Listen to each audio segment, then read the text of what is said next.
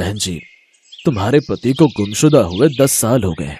उन्होंने मुझसे बहुत पैसे उधार लिए थे और अपना स्कूल मेरे पास गिरवी रखा था 5 साल के लिए। 10 साल हो चुके हैं। इस हिसाब से अब यह स्कूल मेरा हो चुका है। प्रधान जी ऐसा मत कीजिए। अब तो वो स्कूल चलता भी नहीं। अगर वो स्कूल आप हमसे ले लेंगे तो हम दोनों माँ बेटी क्या करेंगे? हम लोग तो उस स्कूल में रहते भी हैं, हम रहेंगे कहाँ? मैंने तुम लोगों का ठेका नहीं ले रखा है। और रही स्कूल की बात, तो मैं इस स्कूल को फिर से चालू करूंगा और लाखों रुपए कमा लूंगा। अगर तुम लोग चाहो तो दोनों माँ बेटी यहाँ झाड़ू लगाने का काम कर सकती हो। मैं तुम्हें रहने को भी दूंगा। रहने तो माँ, इन जैसे लालची लोगों के मुंह लगेंगे तो हम भी इनकी तरह लालची बन जाएंगे। अभी अंडे से निकली नहीं और जबान चलने लगी तेरी। मेरे सामने बड़े से बड़ा मर्द नहीं बोल सकता इस गाँव का, और तू मेरे सामने जबान चला रही है। तूने अभी स्त्री को ठीक ढंग से पहचाना नहीं। तू स्त्रियों को बहुत कमजोर लाचार समझता है ना, और वो इसलिए समझता है क्योंकि डरपोक लोगों ने इतिहास में हम स्त्रियों के बारे में ऐसी चीजें लिख रखी है। देखना, तू एक दिन इस स्कूल में झाड़ू लगाने के लिए भी तरसेगा, लेकिन तुझे मैं वो काम भी नहीं दूंगी। चलो माँ। नेहा अपनी माँ का हाथ पकड़कर वहाँ से चली गई। दोनों बेचारी पैदल ही भटकने लगी। बेटा, इतनी बड़ी बड़ी बातें प्रधान जी को बोलने की क्या जरूरत थी? वो अच्छा आदमी नहीं है, कुछ भी कर सकता है। वो अच्छा आदमी नहीं है, ये मुझे पहले से ही पता है और पूरे गांव को भी पता है।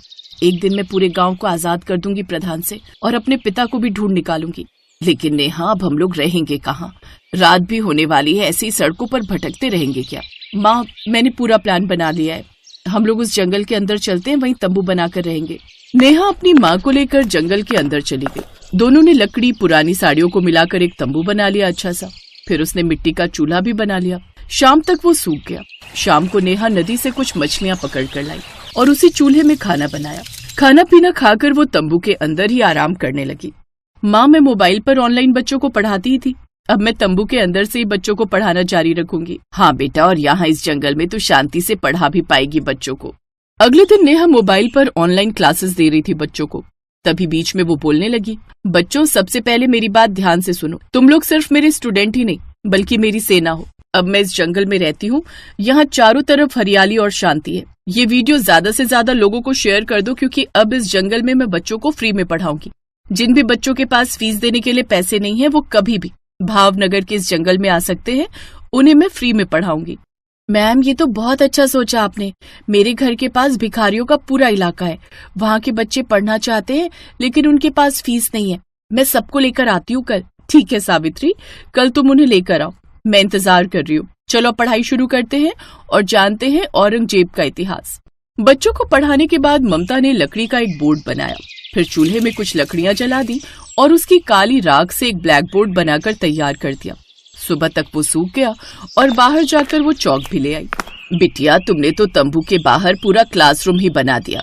पूरी साफ सफाई कर दी तूने। और ये ब्लैक बोर्ड तो बहुत खूबसूरत लग रहा है, जैसे हमारे स्कूल में होता था। माँ, मैं प्रिंसिपल की बेटी हूँ। ये सब तो मेरे बाएं हाथ का खेल है। थोड़ी देर बाद उसकी स्टूडेंट सावित्री बहुत सारे गरीब बच्चों को लेकर वहाँ आ गई। अब नेहा उन बच्चों को हर रोज मुफ्त में पढ़ाने लगी और पढ़ाते समय वो अपने मोबाइल से लाइव रहती थी। कुछ ही महीनों में ये बात पूरे देश में फैल गई कि नेहा बच्चों को एक जंगल के अंदर मुफ्त में पढ़ाती है। करोड़ों व्यूज आने की वजह से वो अच्छे खासे पैसे भी कमाने लगी।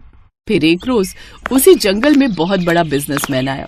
नेहा जी, आप तो बहुत सारे लोगों के लिए प्रेरणा है। आपके पास ना घर है ना स्कूल, फिर भी आप इतने सारे बच्चों को फ्री में पढ़ाती हैं। मैं आपके साथ मिलकर एक स्कूल खोलना चाहता हूँ। पूरी इन्वेस्टमेंट मेरी तरफ से रहेगी। आप पहले ही वायरल हो चुकी हैं, तो उसका फायदा हम दोनों को मिलेगा। मिस्टर आदित्य, आप मेरे बारे में अभी जानते नहीं हैं। मेरे पिता का एक बहुत बड़ा स्कूल हुआ करता था, लेकिन नेहा ने अपनी पूरी कहानी आदित्य को बता दी।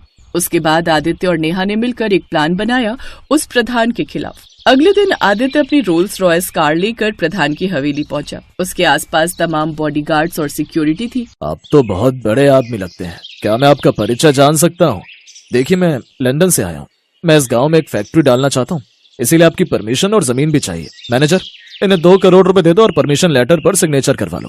2 करोड़ रुपए कैश देखकर प्रधान के मन में लालच आ गया और उसने बिना देखे ही पेपर्स पर सिग्नेचर कर दिए। अगले दिन आदित्य नेहा के साथ उसके स्कूल आया। मुनीम और प्रधान वहीं पर मौजूद थे। प्रधान, आज तो मुझे पूरी दुनिया जान गई है। तुम तो पहले से ही जानते हो। चुपचाप ये गांव छोड़कर निकल जाओ, क्योंकि ये स्कूल तो मेरे नाम हो ही चुका है।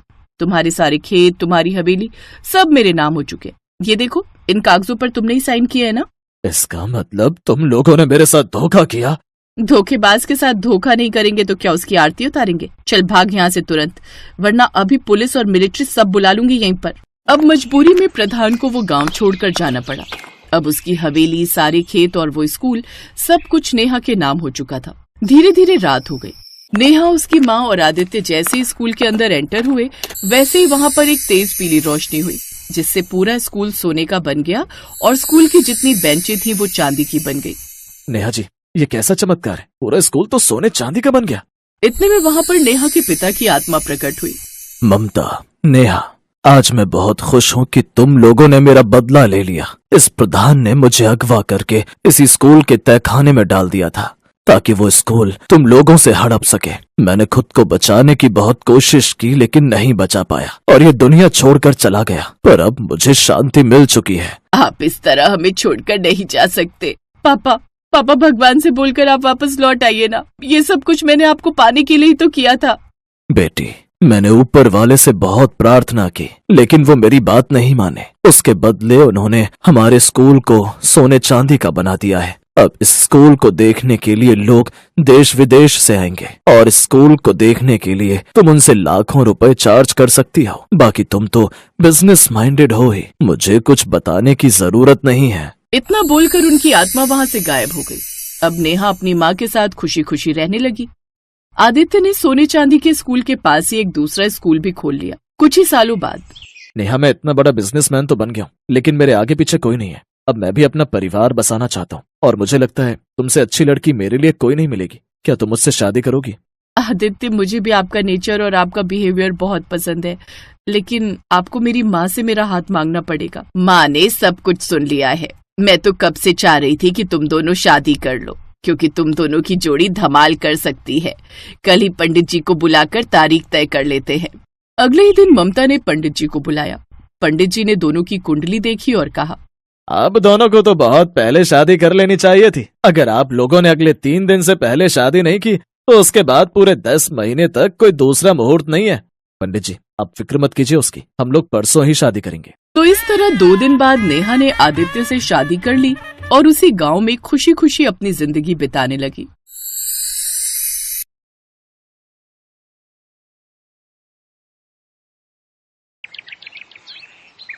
चांदपुर गांव में 3 पक्की सहेलियां संजना, आराध्या और आयुषी रहती थी। वो तीनों एक ही स्कूल में एक ही क्लास में पढ़ती थी। छुट्टी के बाद वो तीनों एक साथ बाहर निकली। वो देखो, हमारे बर्गर वाले चाचा आ गए। ये बिल्कुल टाइम पर आते हैं हमेशा। वो तीनों बर्गर वाले के पास चली गई। बोल संजना, क्या खाएगी तू? बर्गर, मोमोज या पानी पूरी? इतने में उसी थोड़ी दूरी पर एक दूसरी लड़की बीच में बोल पड़ी, अरे वो बेचारी क्या बताएगी, वो तो बेचारी तुम दोनों के सहारे ही चाचा के बर्गर के ठेले के पास आ जाती है। अगर तुम दोनों अमीर सहेलियां उसकी जिंदगी में ना होती तो वो आज तक बर्गर की शक्ल तक नहीं देख पाती। इतना सुनते ही आराध्या और आयुषी मुस्कुराई और उस लड़की के पास चली गई। आप दोनों मेरे पास क्यों चले आई? जाओ जाओ, अपनी गरीब सहेली को बर्गर पिज्जा खिलाओ। उसके इतना बोलते ही आराध्या और आयुषी ने उस लड़की को मारना शुरू कर दिया। उन दोनों लड़कियों को रोकते रहे लेकिन वो लड़कियां नहीं रुकी और उसे मारती रही। तूने ही कहा था ना कि हम दोनों बहुत अमीर हैं। ये ले पैसे, अपना इलाज करा लेना। उम्मीद से ज्यादा ही पैसे हैं ये। आज के बाद हमारी सहेली के खिलाफ किसी ने जरा सा भी कुछ कहा तो उसका अंजाम इससे भी खौफनाक होगा। चल संजना, अब घर चलते हैं। वो तीनों सहेलियां वहां से चली गई। तभी चाचा ने उस लड़की से कहा, बिटिया, मुझे लगता है कि आज के बाद आप किसी भी गरीब का मजाक नहीं उड़ाओगी। तो इस तरह से उन तीनों की दोस्ती के चर्चे पूरे स्कूल में थे। संजना गरीब जरूर थी लेकिन आयुषी और आराध्या उसे इस बात का कभी भी मलाल नहीं होने देती थी। रास्ते में, मैं कितनी खुशनसीब हूँ कि मुझे तुम दोनों जैसी सहेलियां मिली। तुम दोनों इतनी ज्यादा अमीर हो, तुम दोनों के पिताजी की खुद की कंपनियां चलती हैं, फिर भी तुम दोनों मुझसे कितना प्यार करती हो। तुम दोनों को तो किसी बड़े अमीरों वाले स्कूल में पढ़ना चाहिए। अगर आगे से खुद को गरीब कहा तो मैं तेरा भी वही हाल करूंगी जो उस लड़की का किया था। तो इस तरह से उन तीनों की दोस्ती चलती रही। दिन बीतते गए और एक दिन संजना के गांव में बहुत भयंकर बाढ़ आ गई। 2-3 दिन संजना स्कूल नहीं आई। एक रोज छुट्टी के समय, आयुषी 3 दिन हो गए संजना स्कूल नहीं आई, चल उसके गांव चलते हैं, कहीं बारिश की वजह से बुखार तो नहीं आ गया। वो दोनों पैदल संजना के गांव की तरफ निकल पड़ी। जैसे ही दोनों संजना के गांव के पास पहुंची वैसे ही कुछ पुलिस वालों ने दोनों को रोक लिया। कहाँ जा रही हो तुम दोनों?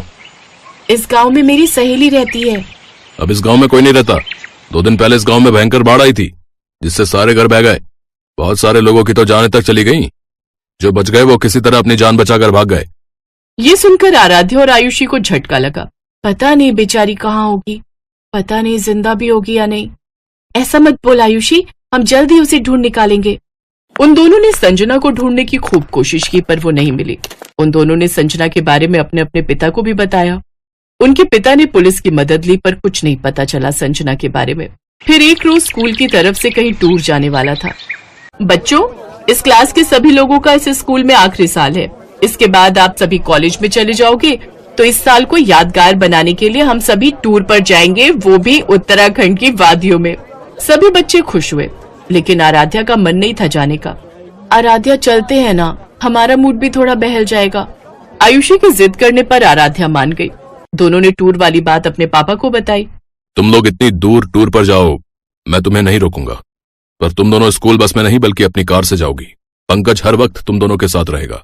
आयुषी, मैंने आपके डैड से भी बात कर ली है, तुम दोनों मेरी ही कार से जाओगी। Okay okay uncle. अगले दिन वो लोग उत्तराखंड पहुंच गए। आयुषी, उस लड़की को देख, वो जो बकरी चरा रही है, ये तो अपनी संजना जैसी लग रही है। वो दोनों उसी लड़की के पास पहुंच गई। वो कोई और नहीं, संजना ही थी। संजना ने उन दोनों को देखा, तीनों का गला भर आया।